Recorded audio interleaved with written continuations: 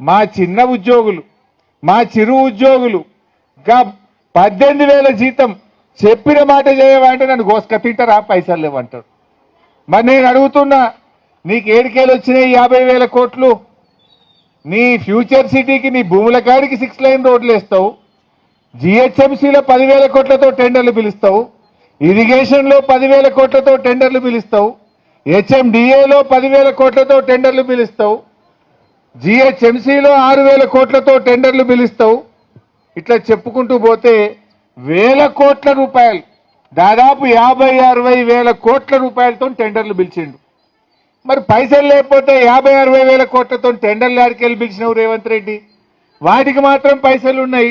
మా ఆశాలో, మా అంగన్వాడీలో, మా మధ్యాహ్న భోజన కార్మికులు గా పేదవాళ్ళని అడిగితే పైసలు లేవని మాట్లాడతావా?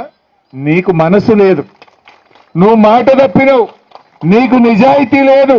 అందుకే ఇవాళ తప్పించుకోవడానికి మా ఉద్యోగులు డిఏలు అడిగినా, మా ఉద్యోగులు జీపీఎఫ్ గురించి అడిగినా, ఓల్డ్ పెన్షన్ స్కీమ్ గురించి అడిగినా, ఆశాలు అడిగినా, అంగన్వాడీలు మాట్లాడినా, మధ్యాహ్న భోజన కార్మికులు అడిగినా డబ్బులు లేవు అని చెప్తా